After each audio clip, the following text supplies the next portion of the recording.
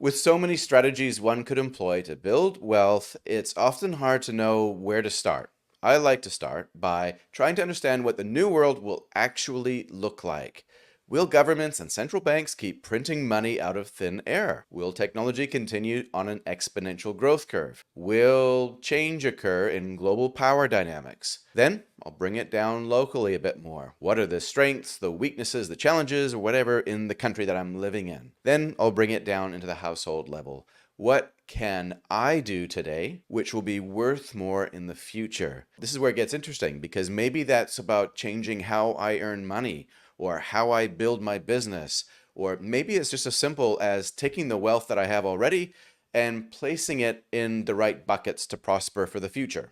Personally, I invest in 6 concentrated areas: US shares, precious metals, leveraged property, business, Bitcoin, and cash. It's not really that complicated, but it is aligned to what I feel will be valuable in the new world. Property is an asset class which can make many of us very wealthy. Yet for the most part, those who partake in property, including myself, do so passively. We buy, we hold, and one day we sell. That's the strategy. But there's another, more active strategy that we can and maybe some of us should consider, which involves a little bit more active intervention: property development. Property development takes many forms: subdivisions, renovations, spec building, the list goes on. Now I have a lot more learning to do in this space, so if you want to join me, please subscribe to this channel, but like this video in particular if you want to hear more about this type of topic. Love to hear your experiences as well, your failures in this space of property development or your successes. Please welcome to the conversation, John Kenel. いただきます。 Hey, welcome everyone to the Everyday Investor Podcast. I'm sitting today with John Kenel. How are you? I'm good. Thanks, Darcy. And thanks for inviting me on again. Hey, no problem. I don't know if you remember when you invited me. I was just looking at the text. That's why I was smiling before. We made it halfway. Yeah. We got to Hampton Downs. We stopped at the cafe. It was raining so much. We were driving slower and slower on the motorway. My wife was with me. And we decided just to pull off and see if the rain would settle. And while we were there having lunch, we got a text. The emergency text came out and said, "Stay out of Auckland if you can." So Isn't it amazing, isn't it? Like back in my day, right? Back in your day as well, no doubt. We didn't have cell phones. We didn't have any safe notifications. There would have been maybe a tsunami siren that was used to notify the local fire department that there was a car accident that they should attend. Like that was the mass communication devices used back then. Yeah.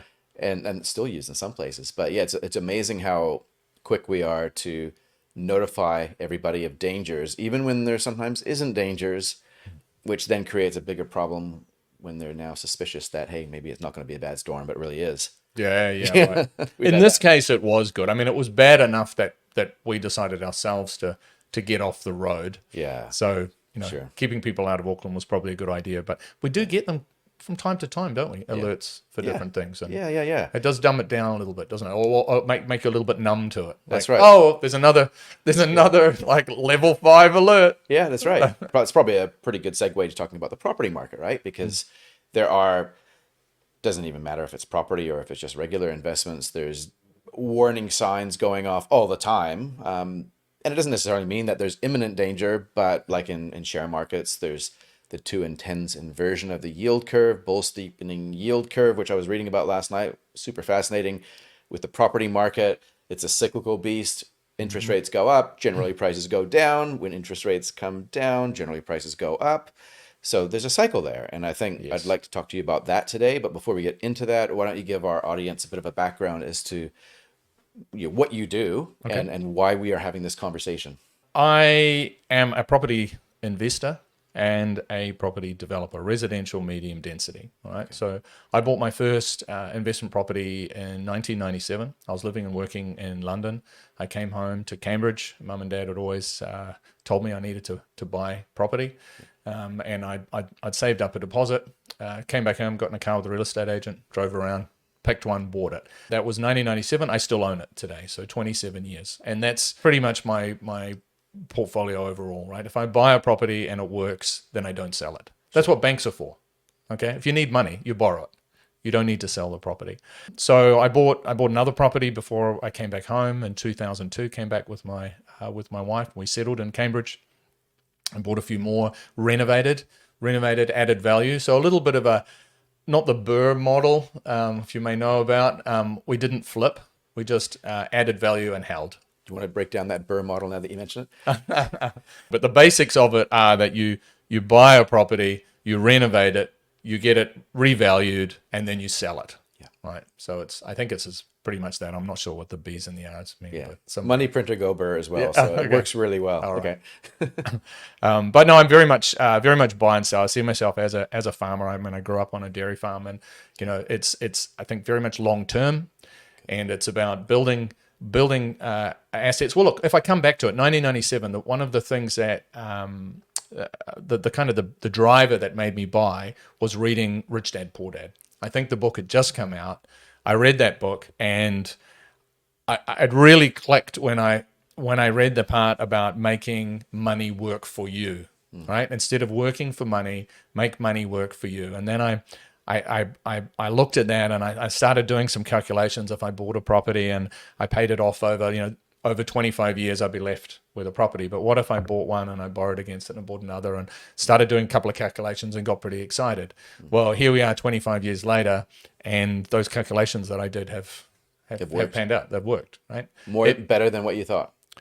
Better because I've turned it into a business, and I've just built on it and built on it and built on it, right? So I have a substantial rental portfolio today, and that passive recurring income gives me the freedom to do as I please. Having that income come in day after day means that I can go away and build something, right? I'm not constantly concentrating on my income. I don't need to worry, how am I going to pay the bills? So I can go off and I can build a new business, or I could go and travel, or I could just take a break, right? Or I could help my family, or if somebody needs help, I've built a base. I have assets and I have income, and that's something that's really really powerful, right? At a personal finance level, this happens as well, right? When individual families or couples decide to build wealth, starting at that base layer of personal finance helps them. It's like it's like Maslow's hierarchy of needs, right? You're taking care of your lower physiological needs, your security, and then you're allowed to work on more meaningful things, right? And so you worked on solving the problem of, I need to make sure my basic needs are met. I don't want to have to worry about when and how much the income is going to be this month, so that you can then do things that are more meaningful, right? Yep, absolutely. So when you were buying that first property then and next property and so on, what were you doing for work at the time? I was in London. I was working for IBM Business Consulting. So I was selling consultancy services into UBS Warburg, the investment bank. So I had been trading in financial markets, and then I'd been away. I was away about a decade overall in Switzerland and the UK. And then we're thinking about moving back home. I'd always wanted to come back to New Zealand. And once I'd found my bride from the UK, right, I'd gone away and found a partner overseas, and I was bringing her home like good Kiwis should do, right? Yeah, that's right. That's what they're all doing right now, I'm sure.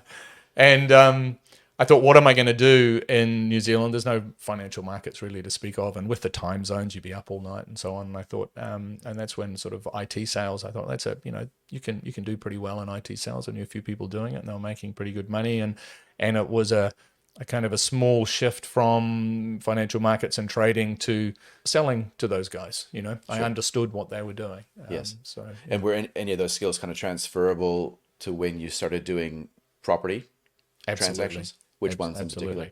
Definitely the sales skills. Okay. Probably sales, negotiation, Yeah. learning how to, I mean, the type of sales I was doing was very much business to business, consultative sales, right? Trying to work out what is your problem, and where is that problem coming from? Who else is affected by the problem? And then going away and coming up with a solution. Yeah. And property is really about finding problems and finding solutions to those problems. Is how you make money. That's what I do now. That's what a developer does, right? A developer adds value by solving problems. So sites that I tend to buy have a problem. some kind of problem. And sometimes I know immediately what the solution to it is. Other times I need to work it out. So an example is I've recently bought 3 sites in Cambridge. Now, it's right in the center of the town. If you've been into Cambridge, there's a white church just as you come into town. Whether you come from Hamilton Road or Victoria Road, you come to a roundabout and there's a white church right there. So you're right in town. The property had been on the market for months. I'd seen it. I've been notified by multiple agents it's for sale. The reason it wasn't selling is the driveway was too narrow to develop it beyond 4 units, and the price of the land was too expensive. It's actually a pretty simple solution. I just bought the neighbors, right? So I widened the driveway, and now I'm going to sell the 2 houses and keep the land that I wanted. And it should be a very lucrative project. I mean, I bought the land for a lot less than market value. You saw a problem that you had a solution, probably, maybe in that case, correct me if I'm wrong, but maybe you actually saw the solution that somebody else employed, or you had used that solution before in the past, maybe, or you were just using your lateral thinking brain, and you saw the solution, and then bam. Exactly. There's a motel next door. I approached them about getting access over some of their driveway. They were not interested at all. So it didn't work. Tried a bunch of other things. So yeah, no, that's cool. So today you would call yourself a property developer, correct? And investor. So, which is really interesting because you're kind of talking about 2 very different strategies, which I find fascinating. Yes and no. And again, in the property development club, I'm teaching people to get into property investment through development. Okay? Interesting, yeah. So they actually work really well together. So all of my property development has been focused on property investment, rental properties. So from day one, I built property, purpose built for rent. That's right. Okay, and that's a bit different to just building a house for anyone, right? So a lot of people they'll go and build a spec home, and it could be rented out and could be purchased by anybody. Based on the location, I can work out the demographic demand, and then build to that. And I've been doing that now for 20 years. I've built about 1,000 units, mostly in Hamilton, and it's worked really, really well. You had your model, you followed it, possibly didn't even know what the model was until you started doing it over and over again. Then you realized you had a model? Over and over again. Look, I don't know who, there's a quote, but one of the things that many business people are guilty of is trying something. It works really, really well, and then they go and do something over there, right? And you're laughing because I've done it as well. You've done it yourself, right? That's right. Totally. And it takes someone else often to look at it and go, Darcy, why don't you just do that again? Well, I could, but I know how to do that, right? Where's the fun in that? Well, guess what? After 20 years, some of what I do is a little bit dull now, right? I've done the same thing over and over again, but get your enjoyment somewhere else. You know? I mean, it's not that I don't enjoy what I do. It's why I'm still doing it. I don't need to do it. I could have retired a decade ago easily and, with this passive income. But I love the property industry. I like the people that I deal with. And I like the creative outlet, the design, the building, changing a neighborhood.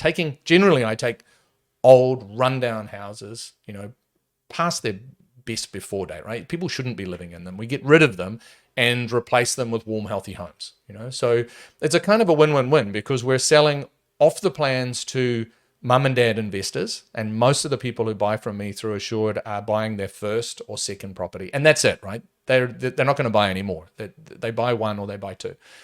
They commit to buying by signing a sale and purchase agreement, paying a 10% deposit.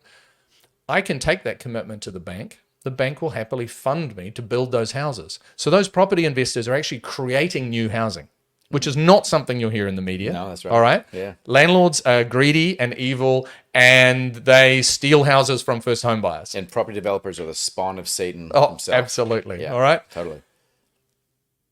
If you ignore the fact that I've built 1,000 units with the help of mum and dad investors, okay? So tenants have got a much greater choice of warm, healthy homes that they can rent. The families who bought the homes and held on to them are better off, right? They've got more wealth. They're going to be less of a burden on the state. They're going to be able to help other people. And I have a good business. So it's win-win-win. All right, please pardon the interruption on this one, but as mentioned at the start of the show, there are many strategies that one can take to build new wealth in the new world. The best place to start is by trying to understand what the new world will actually look like. Not the world that you want to see, but the world that you'll likely see. The next step involves the alignment of your revenue model and your wealth model to that reality. In the financial advice space, everyone is trying to sell something, and the options are, in fact, unlimited as to where you can invest your money. But if you want advice from someone with skin in the game, but not a horse in your race, then reach out to me. There's a link to have a free 15-minute conversation in the notes, and you can learn about the coaching sessions that I offer to self-directed DIY investors. Let's get back to the show. To me, it feels like property development is a very high risk reward activity to engage in, whereas buying and holding property feels like a relatively low, more of a passive strategy, I guess, to build wealth. And to marry those two things together, I'd never really married them together. In my mind, anyway, I was kind of thinking them as either or. But I know a lot of people that I deal with who own property, whether they're already a rental or it's their own home, and they recognize that there is potential to subdivide and create more units of dwellings, recognize that it is a valid path. And so I've been thinking lately just like how much my own paradigm needs to change. If I was to build wealth using other strategies, what would I change? And in the area of property development, I would need to deal with this assumption that I have. And I think it probably comes from my childhood when I saw my parents probably stuffing it up. But I need to deal with that assumption of around is there Property really, development is high risk. yeah. So, And it's a roll of the dice. It's 50-50, right? Yeah. You're gonna leverage up everything you own and put it on red. Woo! exactly. You don't have to be Kenyon Clark. Okay. You don't have to buy a Ferrari or Rolls Royce. Okay. You don't have to be a dickhead, basically. You can run a normal business. Until very recently, or nobody would know who I was. Okay. So I've very much played under the radar. I live in Cambridge, small town. You know, I didn't want to pop my head up. You know, tall poppies alive and well in New Zealand. We don't want to see people doing too well. A bunch of things have changed now. Yeah, been married for 24 years. You know, I still have a relationship with my kids. You know, you don't. You know, there's a whole lot of things that come with the word developer, isn't there? Yeah. You know, totally. And those things that you just said aren't the things that I would normally associate with developers that I know. Yeah, exactly. And that's the problem. And those are some of the myths that I want to dispel. I also want to dispel the myth that property development has to be risky. It doesn't have to be risky. Okay, there is risk. Okay, and there's probably more risk than many other things, but there's also much more upside. Okay, and we need developers.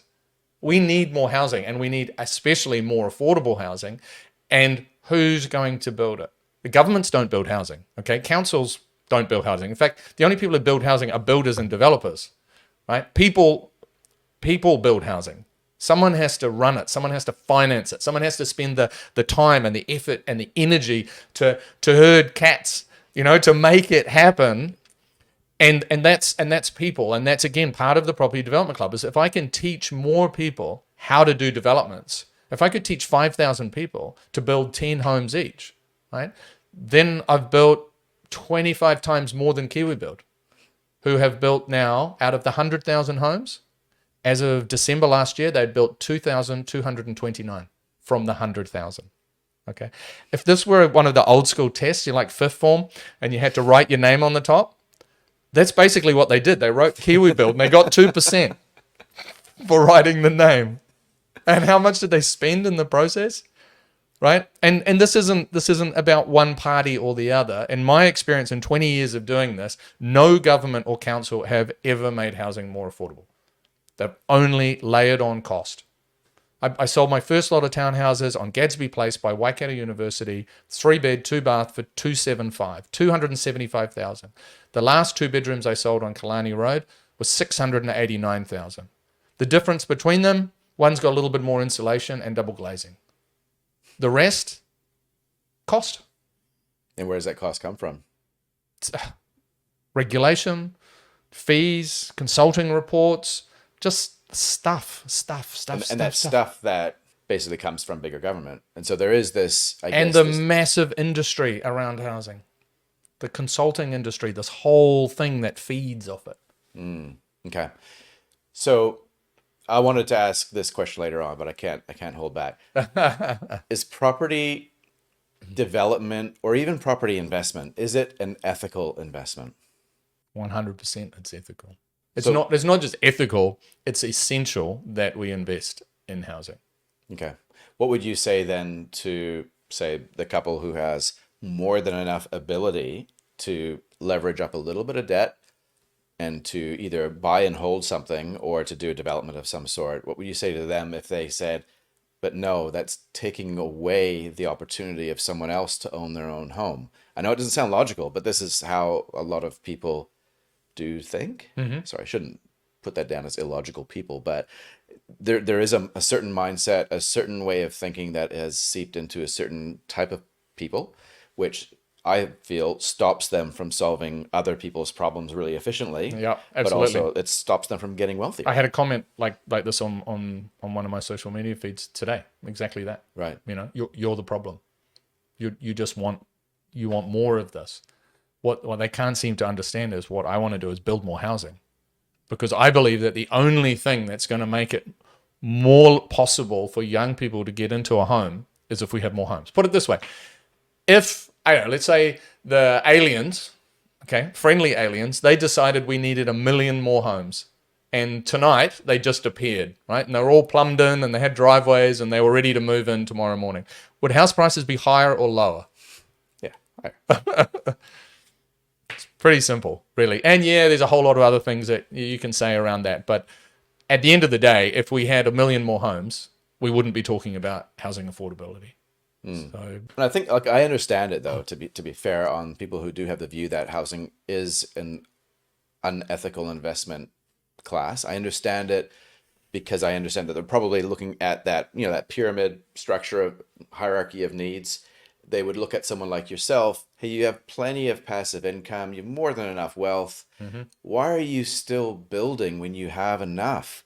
Surely you have enough. You must be greedy. But what they don't realize is that you've moved further up that pyramid, and now you're working on things like meaning, right? And I've seen this with a lot of people things lately. that I want to do. Yeah, things that you want to do, not things that you I've got have a to do. reason to be doing it. So what is your reason to be a I property mean, developer? I took quite a lot of time off after COVID, right? I had 10 projects under construction when COVID hit. And I had to sit at home and watch on cameras as people were taking fridges out of our apartments and taking TVs, and we had to stay home. Didn't mean the criminals had to stay home, right? They were out and about doing as they pleased. That lockdown ended up costing me, I worked out, about $75,000 a week, right? Oh, here's some wage subsidies. Wage subsidy for a developer. That's a drop in the bucket, right? When you've got, I don't know, pick a number, tens of millions in debt, because it's all in the construction. These are houses where these 10 developments were under construction, right? So that money's out there. But anyway, I took some time off and I ran a marathon for the first time. I ran the Auckland Marathon, so heaps of training for that. I learned to play golf. Still not very good at it. Yeah. Read a lot of books, spent time at the beach, family, friends. Fantastic. And I've still got energy. I've got another round at something.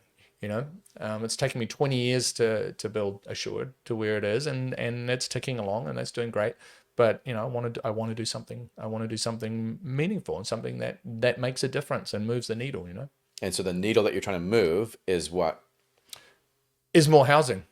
Simple. Is more housing, and I can do that by teaching people how to do it. Because if we come back to the risk around property development, I think a big part of the risk is that people don't know how to do it. And they're learning on the job, right? They're learning on the job, and now, like, I have 250 people in the club now, so I've talked to a lot of different people, and funnily enough, quite a number of them are in and around property. Builders, surveyors, architects, electricians, as well as people from other industries. But people have been around it but never done their own development because they don't know how to do it. It's risky, right? So what I want to do is giving people as a structure, is a process. I can teach people what I've done. And there must be 1,000 different ways to develop a property, but as I know one way that works, and that's what I'm teaching people to do. And that should reduce their risk. If they follow the steps, I've got 17 steps, I've got 40 interactive videos, and I've got a process. We have a weekly call for about an hour. People can come on, ask questions, they can bring deals. One of the things that's tough about development is it can be quite a lonely game, right? And I've heard this again from people coming in. You know, they're doing a development. Maybe they've bought a site. They're going to renovate the front house and do a duplex on the back, and they hit a snag. And where do they go? So here you have people in the room that have probably seen it before. They're bouncing ideas off each other and sharing knowledge, just because it's easy. It doesn't cost them anything to have a conversation, but you're putting them in the room together. So the Property Development Club, Yes. is what it's called. Yes. And people can find it where? The propertydevelopmentclub.com is the website. We're on Facebook and LinkedIn. Awesome. and YouTube all as over well. the place. Yeah. YouTube, and just Google the Property Development Club. I'll put a link in the notes, and the reason I guess why I wanted you to bring this up is because, again, like when I'm talking to people and they're thinking about their moves and the potential that they have with their property, often what does stop them from moving forward is the risk piece. And if we can de-risk it through education and through like a social network of sorts, Yep. then they're more likely to get the return without the degree of risk that they otherwise would have engaged in, which means that they're more likely to mine their own opportunities rather than just take what everybody else has to take. Right. Which I think is cool. Not everyone should do property development, would be my belief. But a lot more people probably can do it, including myself, to be honest. And I've never really thought about it, but I'm trying to challenge myself. The reason why I haven't is because I've seen family lose, again, for the reasons that we've alluded to. Well, it's really important where you start, and I think people struggle with that. So a lot of people, they'll talk to a builder, or they'll talk to an architect. An architect will happily start drawing plans for them, right? They'll talk to council. Yeah. Where you need to start is with a town planner. So let's take a step back. Before you even talk to a planner, you want to think about, what do you want to develop?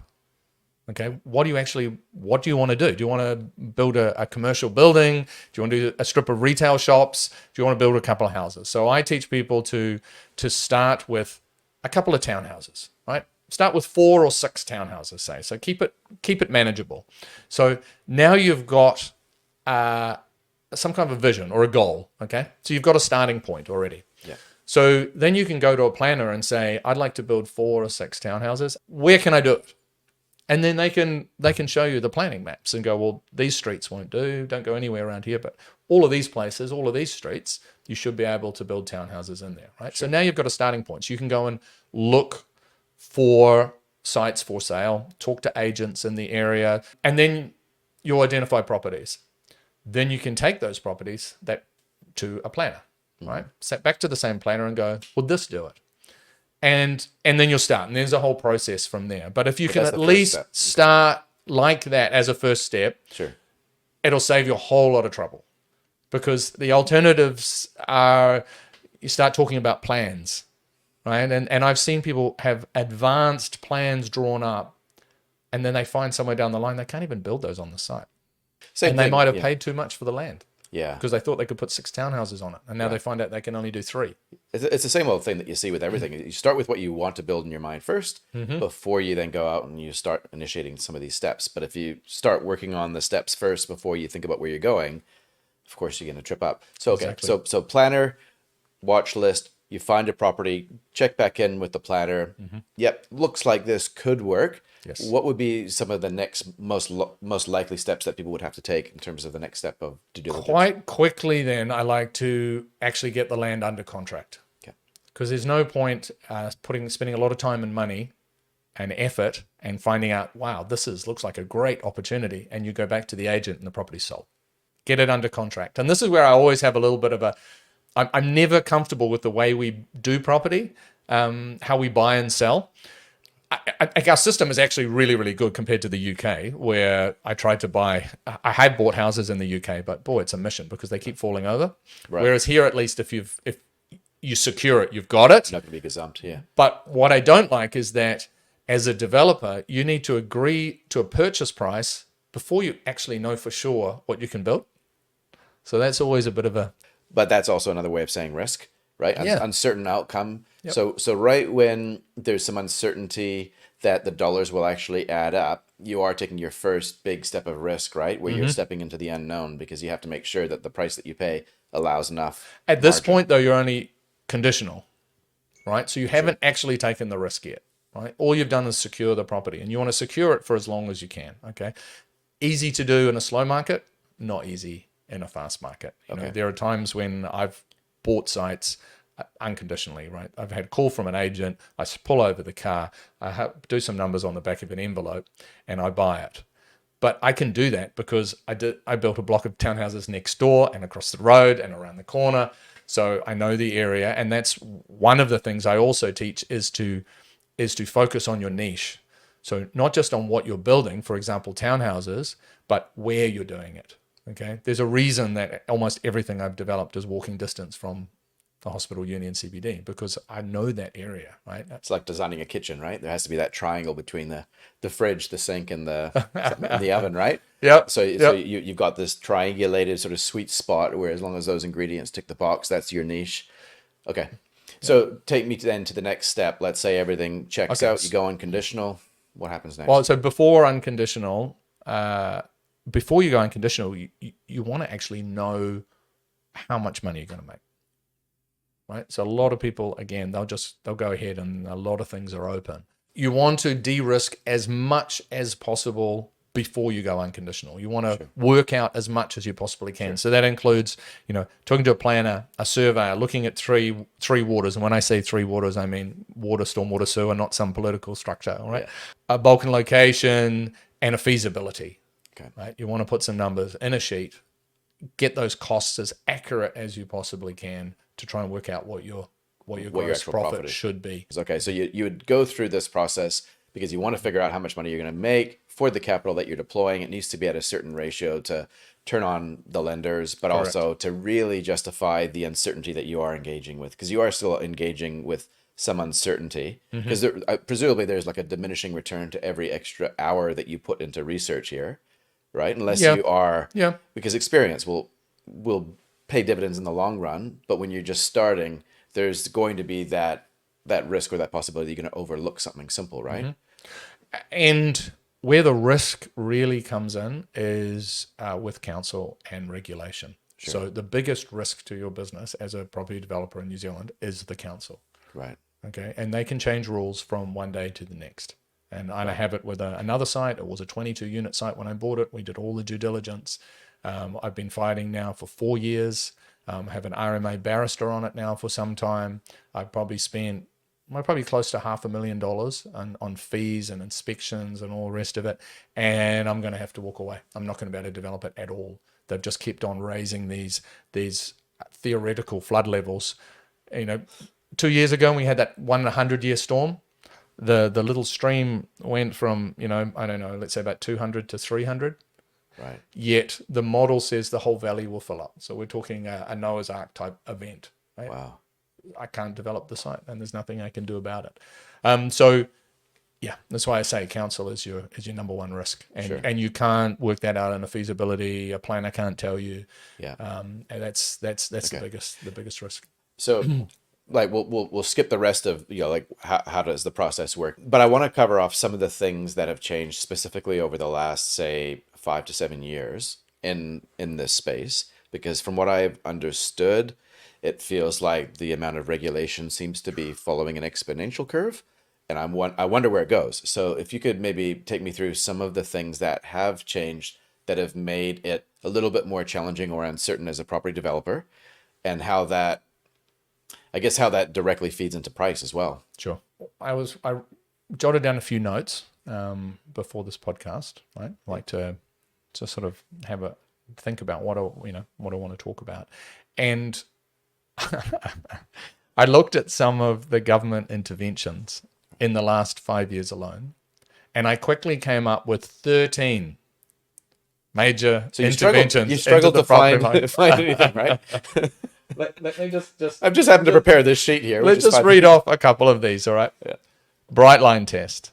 interest deductibility, build to rent, Kiwi build, first home loan grants, foreign buyer ban, urban development legislation, Residential Tenancies Act, Healthy Homes Standard, RMA, one document into 3 complicated documents. Somehow taking one complicated document and converting it into 3 complicated documents with different focus in each was going to make things easier.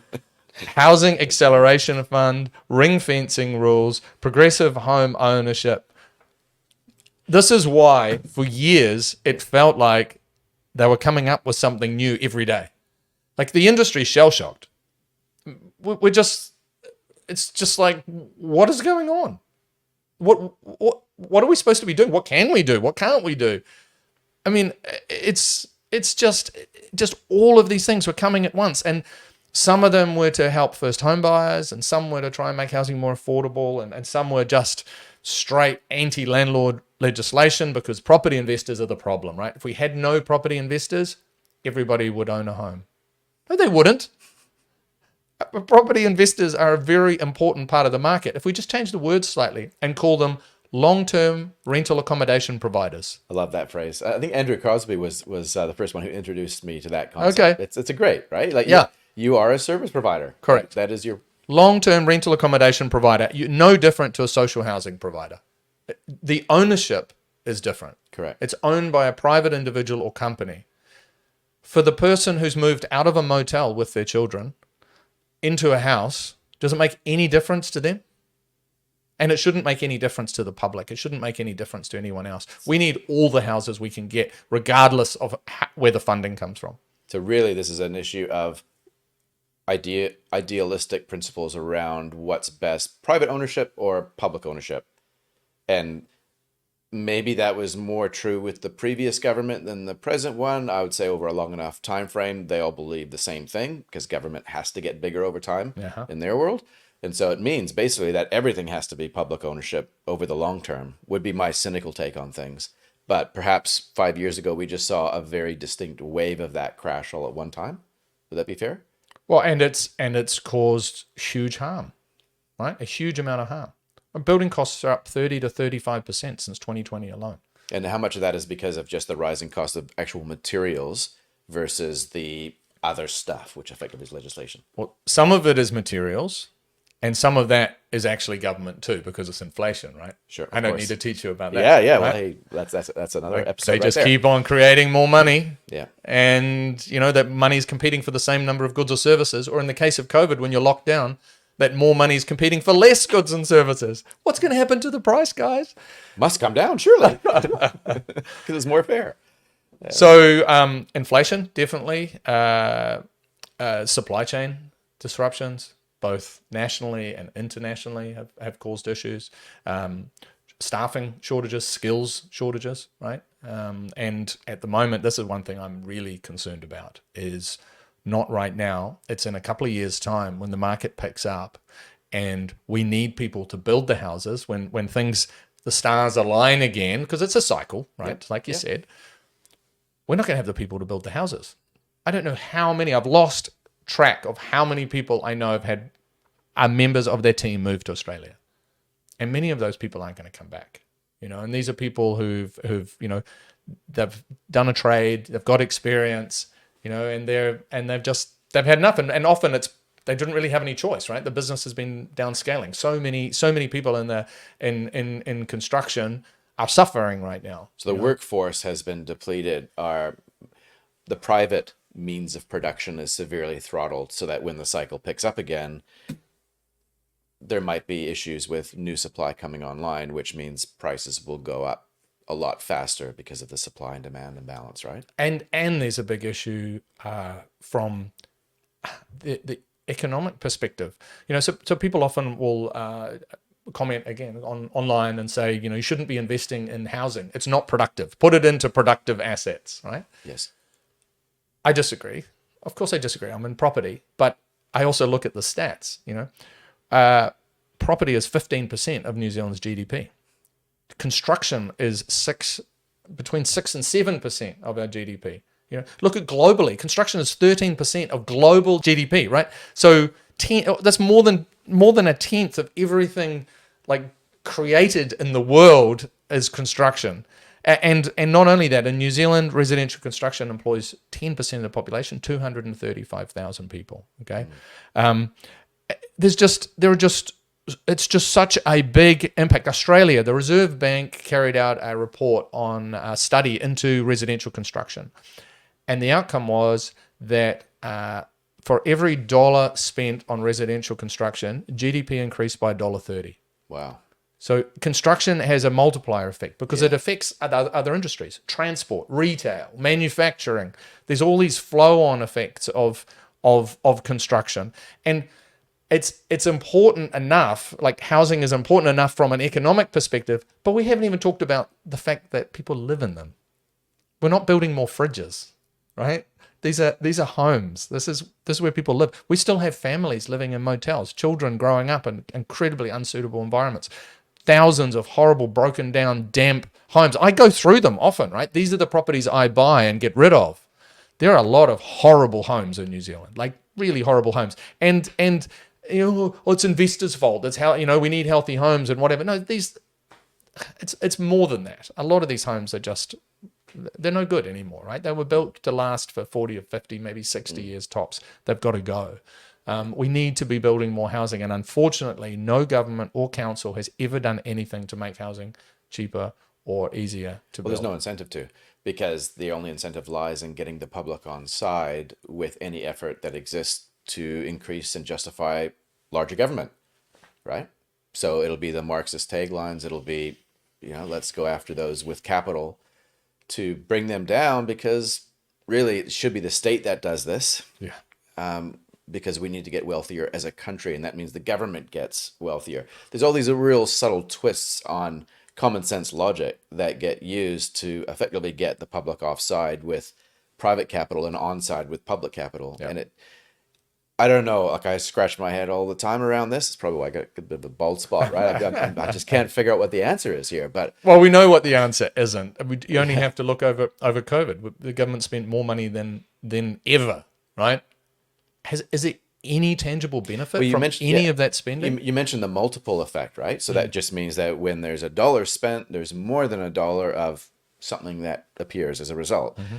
With government spending, it's a divisible effect, really, isn't it? It's like there's less productivity. So what does that mean? It means that they create inflation. By their very existence, they don't add any value, but they consume resource. Yep. Like, I'm not saying that I'm anti-government or anything here, but I would say that, hey, there's probably a sweet spot, and the smaller you are as a country, it's probably a bit smaller than what you'd like to think, but there's a sweet spot in terms of how much government intervention we have in our lives. And I think we've well and truly passed that sweet spot. We have a lot. We have a lot. I remember coming back to New Zealand in 2002 and feeling like free after living in Switzerland and the UK, and like, wow, you can just do what you want, right? And you can start a business, you can buy property, and you can borrow money, and you can do things, and you could just do it. Yeah. Not today. Oh my gosh, the last 20 years. I mean, the amount of time I spend each month on AML. So anti-money laundering legislation, know your customer stuff. So you as a developer or as a borrower? Well, because I have multiple entities, right? Sure. So the banks, it's much easier for a bank if you say, number 1 Smith Street, we're building 10 townhouses. It's a new company, right? There are no fish hooks. There's no history. Here's the development. Can you fund it? Yep, cool. We'll fund number 1 Smith Street through number 1 Smith Street Limited. At the end of the project, you pay the money back. You wind it up, right? Yeah. We're still here. I'm still here. I have an office in Cambridge. If there's any issues with the property, we're still bound for 10 years under the Building Act. Yeah. And we're there, right? Yeah. You can Signing come and personal see us. guarantees for Okay. the debt. Yeah. Exactly. So it's not a case of winding it up to hide, because you can't do that. You can't. But because we have multiple entities, with all the entities those entities deal with, the real estate agents and the banks and all these other people, they all have these. We have to update the AML often every 3 months. Sure. So this is a huge ongoing task for Yes. me, for the other company. I guess all of this goes somewhere to government, and then there's a lot of people employed. Well, it stops terrorism, though, John. It stops terrorism. So It like, stops dodgy developers from taking a whole lot of money from the public and losing it. Oh no, no. that sounds really familiar. Actually, that was my next question. So I love that segue though, John. You've done this before. Let's delve into that though, because there's ways that you can participate with the benefit of mining land. That's how I think of development, right? You're mining land, you're doing stuff to it to create more units of dwelling. You're putting money into it, you're getting more money out. It's a form of investment or wealth creation. You can participate in that directly if you own your own home and you just hold it, benefit from inflation. You could buy rentals, stack them up, leverage up to the balls, whatever. But when you come to development, it's a bit more risk and returny. But you could also then just take that money and invest with a company who does that. And there's lots of different ways that you can do that. Recently, we had Duval in New Zealand be placed under statutory management, which is a different way of winding things up, which is a little bit more top down, to say the least.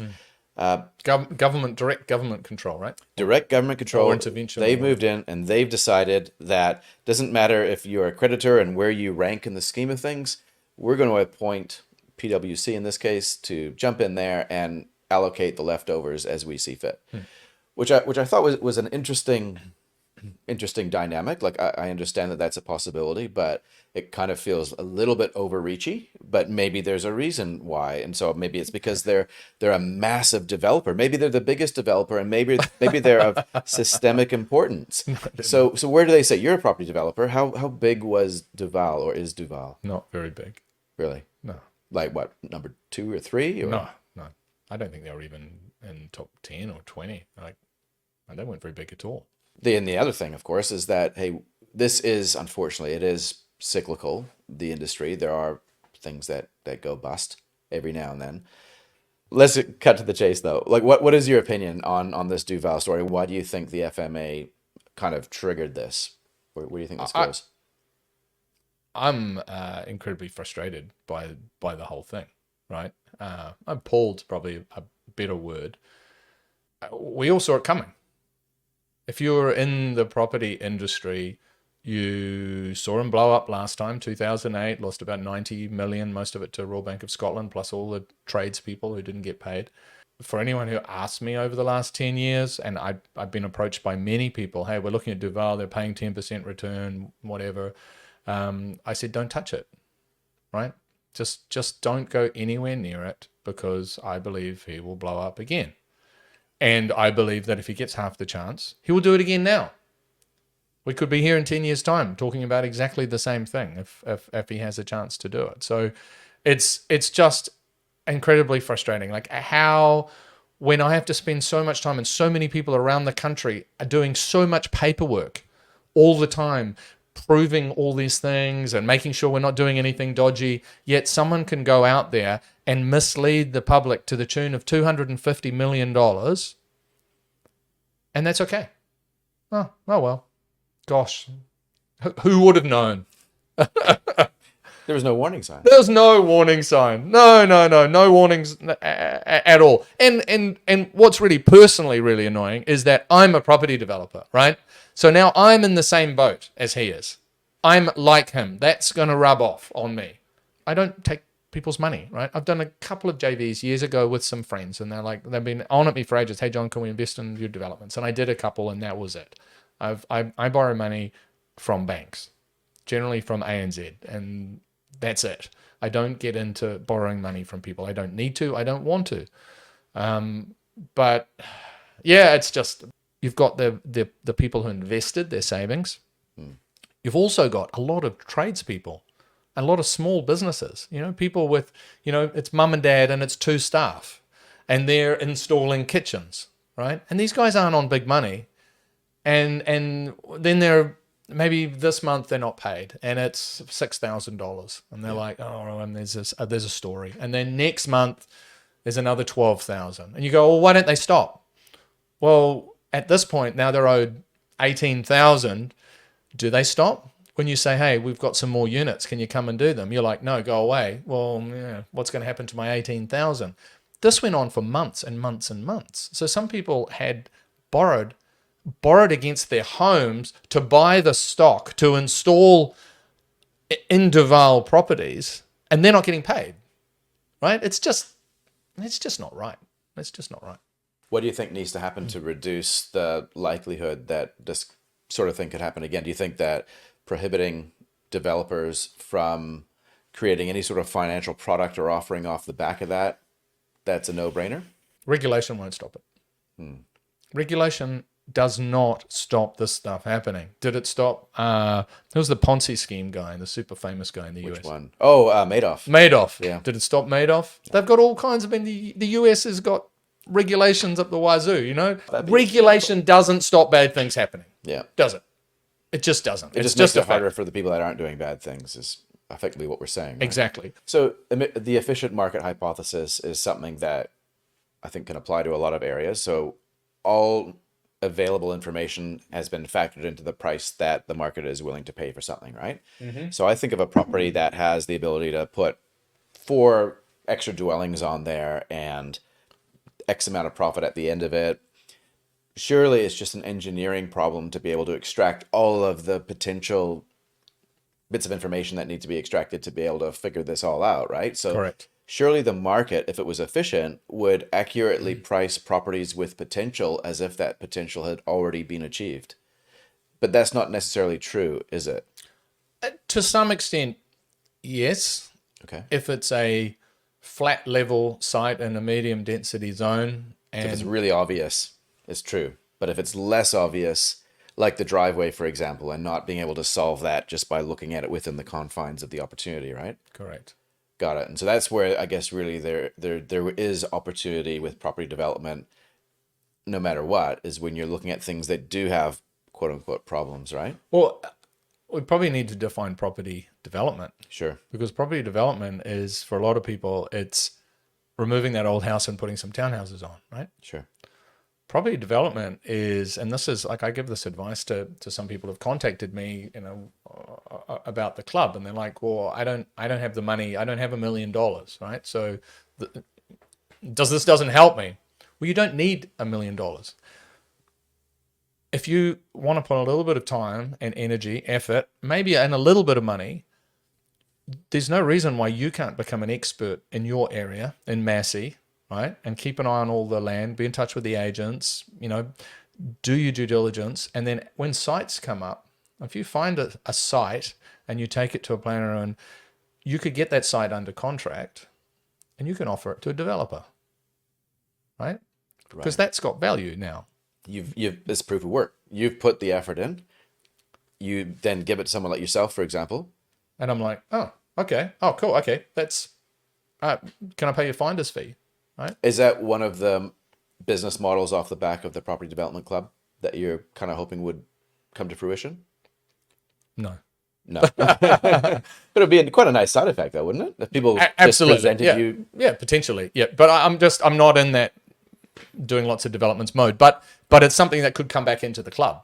Sure. Definitely, right? And that's Yeah, I get something it. that we want to do with the community. So we already have a live community and people ask questions and talk with each other and so on. And we're having the first meetup in Cambridge on Thursday night. Cool. So which is cool, making it from virtual to Yeah. real. That's cool. But a lot of that is feeding back information. So yes, so finding sites. The thing I'd thought more about was once we've got like 5,000 people involved in development, and I won't say just developers because not everyone's developing yet, but across the country, imagine the information that feeds in. Because the only time you really know what you can do with a site is when you've submitted a consent.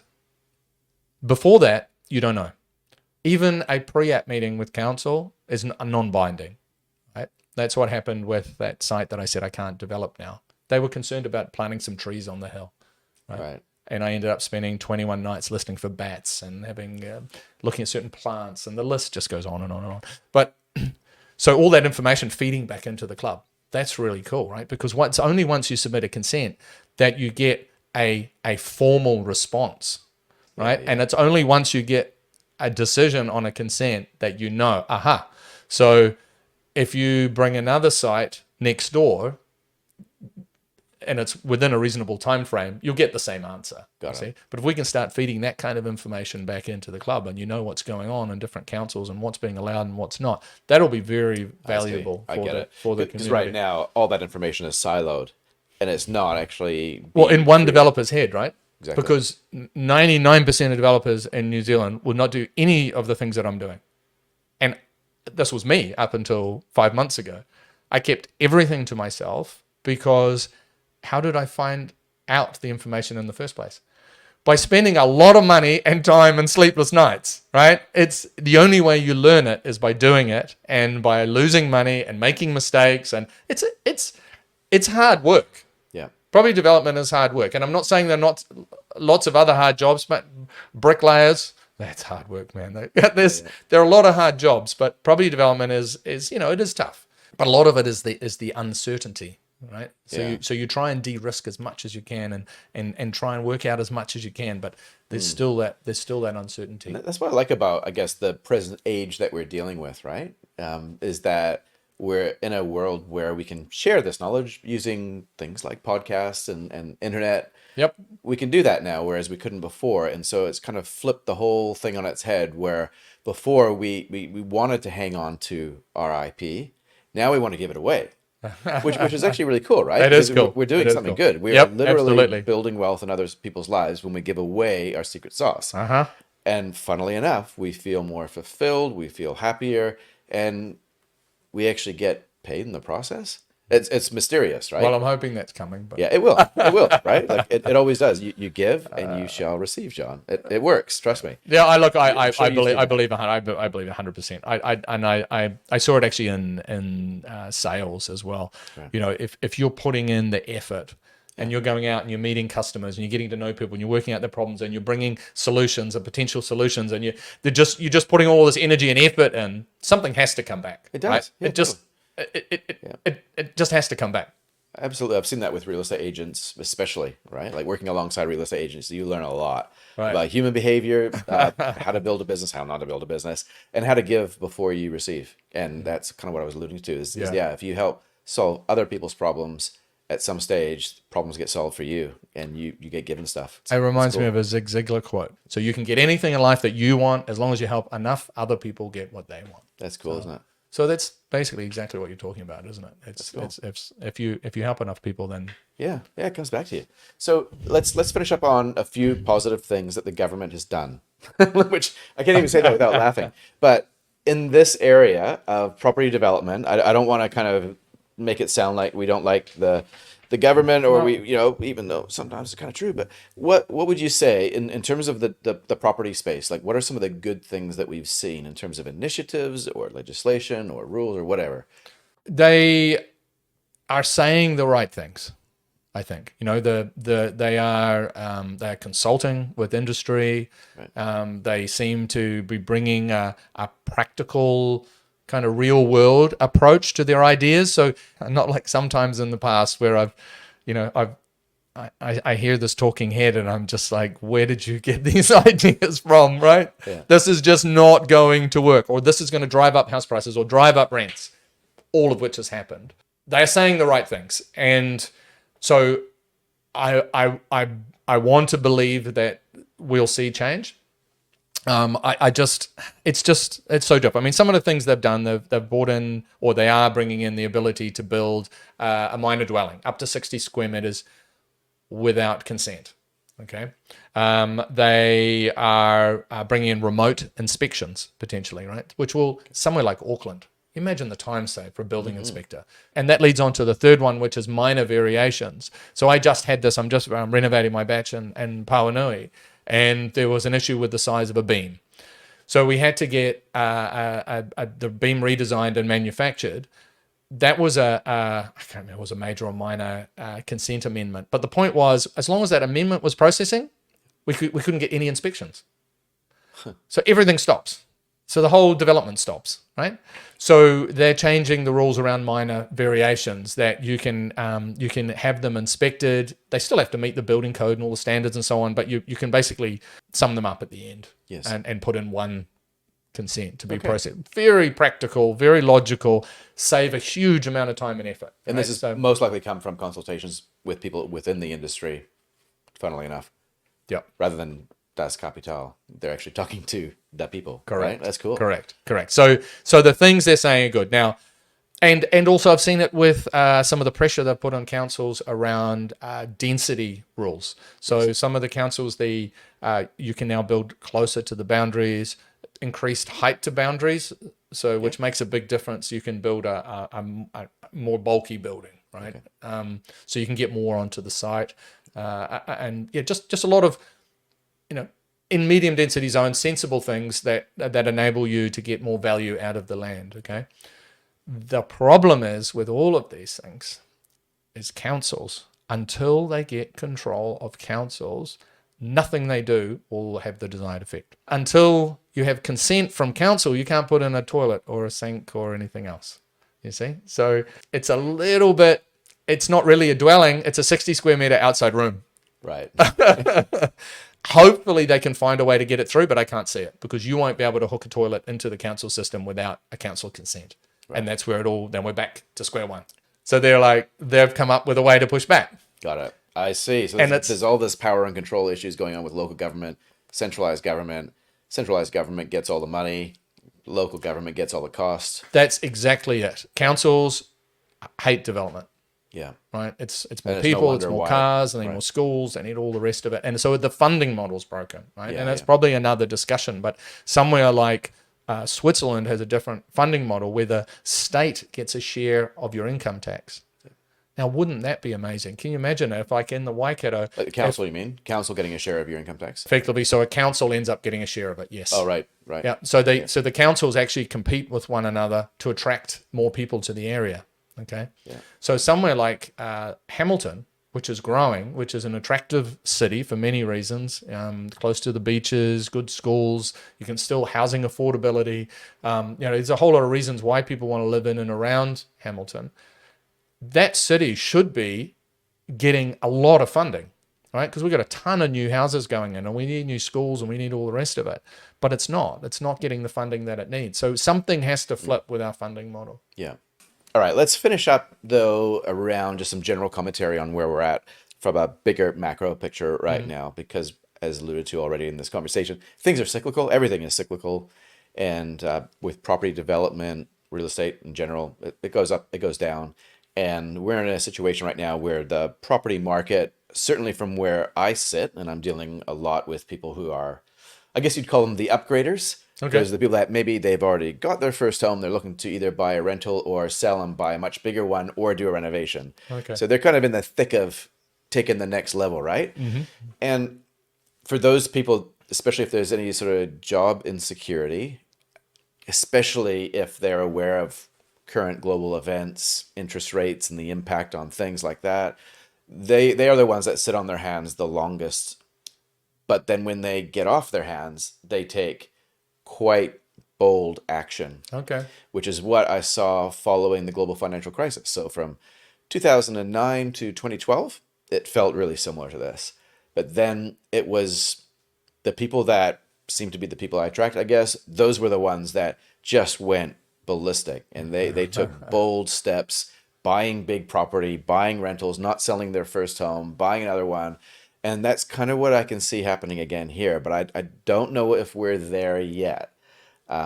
Personally, I feel like we need to see interest rates drop a little bit further before it's properly there. Yep. But the sentiment has surely shifted. And I want to know from your perspective, because you're talking to real estate agents all the time. You're talking to people who are in the thick of making, in the market, right? Like they're thinking of actually putting power to the road. I'm in the market. I'm buying property. I have property for sale, right? And one thing I learned when I was trading derivatives, you could do all the analysis you want. You could look at the charts. You didn't actually know what the market was doing until you put a trade on. Whether you're buying, going long or short, you only really know what the market is doing once you're in the market. Okay, I mean by that I mean bring it back to housing. Put a house on the market for sale. You very quickly find out how quickly the market's moving, right? If you don't get any bites, it's quiet. If there are multi-offers, it's away. Where we're at the moment, and certainly the feedback I'm getting, a young guy I work with, he's in early 30s in Tauranga, for example, he's been watching the market now for some time, and there's a couple of houses he was quite interested in buying his first home with his partner, and he's been waiting for them to drop. He's like, oh, come on, just drop back a little bit further.